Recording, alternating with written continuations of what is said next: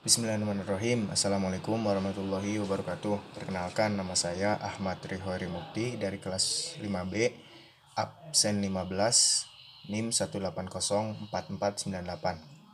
Di sini saya akan mempresentasikan tentang tujuan Penjas melalui pengembangan kebugaran, yang kedua pengembangan keterampilan, yang ketiga pengembangan sosial emosional, yang keempat pengembangan mental intelektual, yang kelima yaitu pengembangan moral efektif.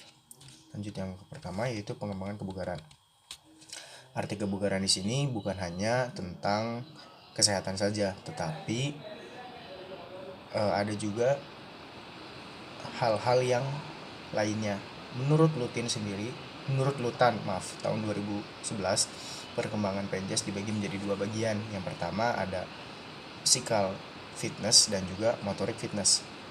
Lanjut ke yang physical fitness, yaitu tentang penguatan. Maksudnya penguatan di sini adalah kebugaran berkaitan dengan aspek kesehatan. Yang pertama yaitu kekuatan otot, yang kedua daya tahan otot, yang ketiga aerobik, ataupun yang keempat fleksibilitas. Sedangkan motorik fitness adalah kebugaran yang berkaitan dengan tampilan diri atau performa kita terhadap sehari-hari, yaitu ada koordinasi, agilitas atau kelincahan, kecepatan, kekuatan, dan juga balancing atau keseimbangan. Maka dari itu, kebugaran di sini bukan hanya berhubungan dengan kesehatan saja, yaitu ada juga kesehatan fisik maupun mental. Mengapa? Karena ketika kita sudah bugar, kita akan merasa dan membantu meningkatkan kualitas hidup seseorang. Dan juga perbandingannya adalah dengan performa atau tampilan diri bisa dipusatkan kepada seseorang yang melakukan aktivitas gerak yang ke arah yang lebih baik. Sedangkan kita ketika tujuan jangka panjangnya di dalam SD yaitu ada meningkatkan pendidikan yang melalui Penjas yang baik. Yang kedua yaitu meningkatkan koordinasi antara siswa dan temannya. Yang ketiga yaitu ada perancang atau pelepas stres ketika berolahraga. Ketika berolahraga akan melepaskan hormon endorfin, yaitu hormon kebahagiaan, sehingga kita akan merasa lebih bahagia. Selanjutnya, di aspek kebugaran juga bukan hanya tentang kesehatan saja, yaitu ada juga aspek psikomotor, afektif, dan juga kognitif. Karena psikomotor mengandung keterampilan atau kemampuan fisik seseorang. Ketika kita sudah bugar, kita akan merasa lebih baik. Yang kedua ada aspek kognitif, kita akan bisa menambah pengetahuan dan intelektual kita menjadi lebih baik juga. Yang ketiga aspek afektif, kita akan merasa memiliki sikap, minat, dan keterampilan sosial yang jauh lebih meningkat. Sehingga melalui Penjas juga kita bisa merasa bugar dan juga bisa mengajak warga sekitar menjadi lebih bahagia dengan berolahraga bersama-sama. Lanjut ke perkembangan keterampilan. Perkembangan keterampilan di sini ada yang namanya gerakan atau gerak perseptual. Gerak perseptual di sini adalah gerakan yang dihasilkan melalui pemilihan rangsang atau kita mengalami kepekaan terhadap gerakan itu sendiri. Menurut Lutan sendiri tahun 2001 ada beberapa hal yang menjadi bagiannya, yaitu kemampuan yang berkaitan dengan ruang. Yang berkaitan dengan ruang di sini adalah kita merasa sadar kita sudah melakukan gerakan itu sendiri. Yang kedua ada kemampuan waktu. Mengapa waktu? Karena ataupun tempo, karena kita harus bisa mensinkronkan antara waktu dan gerakan kita agar menjadi gerakan yang sempurna. Perkembangan keterampilan seseorang pasti berbeda-beda meskipun usianya sama, ada yang jauh lebih cepat, ada juga yang relatif lebih lambat. Nah, tujuan Penjas sendiri di SD adalah kita sebagai calon guru SD untuk melatih dasar-dasar keterampilan gerakan itu sendiri, yaitu dengan melatih gerakan lokomotor, non-lokomotor maupun manipulatif. Gerakan lokomotor yaitu gerakan yang mengharuskan kita untuk berpindah dari tempat semula kita, yaitu ada seperti berjalan, berlari, ataupun kita melompat dengan tumpuan satu kaki ke depan atau hopping namanya. Yang kedua ada gerakan non lokomotor atau stabilitas.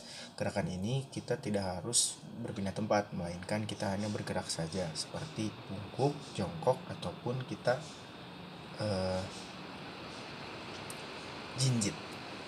Yang selanjutnya ada gerakan manipulatif. Gerakan manipulatif di sini adalah gerakan yang melakukan kombinasi antara gerakan satu dan gerakan yang lainnya.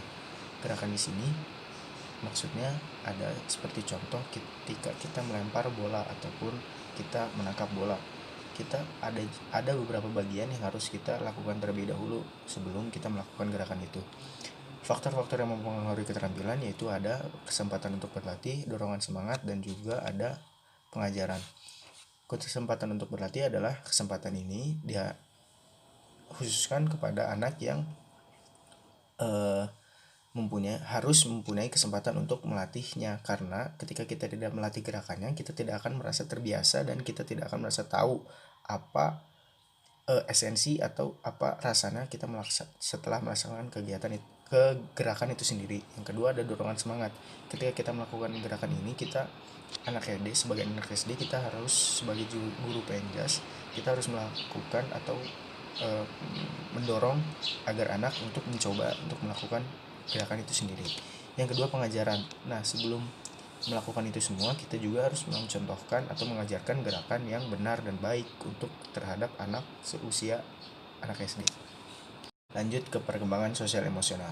Perkembangan sosial emosional di sini adalah melatih seseorang untuk bagaimana senantiasa melatih percaya diri ketika kita tidak merasa percaya diri ketika melaksanakan gerakan atau melakukan suatu gerakan yang belum bisa.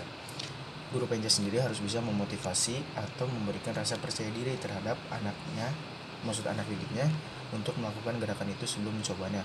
Ketika pun sudah selesai mencobanya dan gagal, kita harus bisa memberikan applause ataupun semangat agar tidak menjadi down, karena untuk anak seusia seperti itu rasa percaya diri sangat penting, karena anak bisa merasakan perasaan yang positif, tidak stres juga, dan bisa meningkatkan rasa percaya dirinya tentu saja. Efek psikologisnya sangat-sangat besar ketika kita salah berkata atau mengeluarkan sesuatu yang salah, efeknya akan sangat buruk sekali terhadap anak SD itu sendiri. Makanya perkembangan sosial emosional di sini kita harus bisa menanamkan nilai-nilai olahraga seperti gotong royong, toleransi, dan sportivitas terhadap anak SD. Ketiga ini harus bisa kita sisipkan pada saat pelajaran olahraga, karena kita pun harus bisa menanamkan nilai-nilai kehidupan di dalamnya. Selanjutnya aspeknya itu bisa meningkatkan keterampilan dan juga psikomotornya. Ketika gotong royong ataupun sportivitasnya dan toleransinya menjadi lebih baik, kita akan menjadi pribadi yang positif dan pribadi yang bisa mengajak anak-anaknya sama-sama untuk menjadi sukses. Keterampilannya juga bisa berbagai macam, yaitu ada keterampilan fisik, terkuasainya konsep atau gerakan, yaitu dan ada juga kepekaan rasa. Kepekaan rasa di sini maksudnya kita menjadi kepeka terhadap apa yang menjadi sekitarnya. Keterampilan fisik tentu saja kita bisa menambah keterampilan kita menjadi lebih baik lagi ketika kita berlatih konsep atau prinsip gerak. Konsepnya kita sudah mengerti apa konsep ataupun awal tahapan-tahapan geraknya. Yang keempat ada sosial, yang tadi sama. Sosial kita harus bisa peka terhadap rasa atau peka terhadap sekitarnya. Yang terakhir ada kepercayaan diri. Kepercayaan diri ini sangat penting terhadap anak seusia SD, karena ketika anak SD sudah percaya diri untuk melakukan gerakan, mereka pasti akan mau dan ikut untuk berolahraga. Selanjutnya yang keempat yaitu perkembangan atau pengembangan mental intelektual. Mengapa pengembangan mental intelektual ini sangat berkaitan? Karena ketika kita sudah bisa mengaplikasikan mental kita menjadi lebih baik lagi, tentu saja intelektual kita akan merasa lebih baik. Kenapa? Ketika kita anak SD contohnya, ada sebuah pertandingan misalkan. Ketika ada pertandingan, kita berlatih ataupun kita melatih anak didik kita untuk mempunyai mental lebih baik, tetapi kita sendiri tidak mencontohkan bahwa bagaimana mental itu menjadi lebih baik. Mental ini pasti orang berbeda-beda. Mental bisa ada juga yang turunan ataupun bisa dilatih. Mental bisa melatihnya dengan cara kita mencontohkan yang lebih baik, yaitu ketika kita merasa kalah atau merasa tidak mampu, kita harus bisa mensupport dari dalam atau dari luar. Itu tugas kita sebagai guru penjas. Selanjutnya ada ketika kita di dalam kelas, kita harus mencontohkan, kita harus tidak datang terlambat, karena dari hal-hal kecil saja mental itu bisa menjadi poin-poin plus untuk peningkatan mental. Mengapa? Karena hal-hal kecil juga jika makin kita tumpuk akan menjadi lebih besar. Selanjutnya ada intelektual. Mengapa intelektual? Karena ketika kita merasa kita mental sudah bagus atau sudah kuat, ketika kita mengeluarkan suatu atau kita memberikan suatu gerakan yang menurut kita sudah full, kita tidak akan merasa down dan tidak akan merasa kecewa kita sudah melakukan gerakan itu dan tidak menjadi juaranya. Intelijensi emosional seseorang juga sangat berbeda-beda ya, karena setiap orang pasti berbeda-beda. Ada intelijensi emosional di sini maksudnya adalah kita mencakup sifat pengendalian diri, kemampuan motivasi, dan juga ketekunan dan kemampuan untuk berempati. Sama yang tadi, ketika kita sudah melakukan semuanya tetapi kita tidak merasa bahwa itu gagal ataupun merasa gagal, kita harus bisa melakukan sifat pengendalian diri, yaitu mengendalikan diri kita agar tidak terlarut atau berlarut terhadap itu. Selanjutnya kemampuan motivasi diri. Kemampuan motivasi di sini kita harus bisa motivasi diri kita sendiri meskipun itu sulit, tetapi meskipun itu sulit kita harus bisa, ataupun kalau tidak bisa kita bisa minta tolong terhadap guru penjasnya sendiri, yaitu kita harus bisa mencontohkan bagaimana cara memotivasi yang baik. Ketekunan.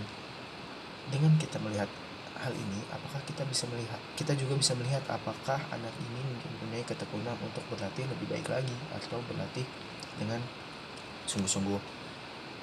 Dampaknya adalah dapat memberikan sumbangan terhadap akademik atau prestasi akademik siswa itu sendiri ketika sudah kita melaksanakan intelijensi emosional itu sendiri. Yang terakhir ada moral afektif. Mengapa berkaitan? Karena ketika moral kita sudah baik, afektif kita pun pasti akan menjadi lebih baik. Mengapa? Karena moral berkaitan dengan sikap, afektif juga tidak jauh dengan sikap. Ada hal-hal yang bisa meningkatkan ini moral afektif, yaitu ada akibatnya. Yang pertama ada jujur dan bisa dapat percaya. Mengapa? Karena ketika sudah kita meningkatkan moral kita akan menjadi orang yang bisa dipercaya terhadap siapapun. Kejujuran itu bukan datang dari orang lain, melainkan datangnya awal dari diri kita sendiri. Ketika kita sudah jujur, orang lain akan melihat itu dengan kejujuran juga. Selanjutnya ada respect. Mengapa respect? Ketika kita sudah meningkatkan taraf kita menjadi lebih jujur, kita akan timbul rasa respect terhadap orang itu, dan afektif kita atau moral kita menjadi lebih baik lagi tentunya. Selanjutnya ada tanggung jawab. Ketika sudah moral kita sudah baik, ketika kita diberikan suatu tugas, kita pun akan merasa bahwa ini tanggung jawab, kita harus bisa mengemban tanggung jawab ini dan berusaha untuk tidak mengecewakan orang yang memberikan tugasnya. Selanjutnya ada kepedulian. Ketika sudah peduli ini maksudnya kita peduli terhadap apapun sekitarnya, bukan hanya tentang teman ataupun tentang yang lainnya. Kita juga peduli terhadap apapun, terhadap masyarakat dan sekitarnya. Yang itu adil.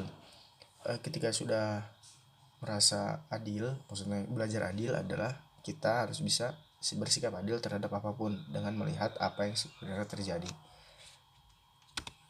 Ada damai. Ketika sudah merasa moral kita baik dan afektif kita baik, kita akan bisa merasakan kedamaian dalam diri kita sendiri. Setidaknya kita tidak memancing atau ibaratnya tidak memancing keributan dengan orang lain. Kita harus bisa mengendalikan semuanya dengan lebih baik lagi. Mungkin cukup sekian yang bisa saya sampaikan atau presentasikan, kurang lebih mohon maaf. Wassalamualaikum warahmatullahi wabarakatuh.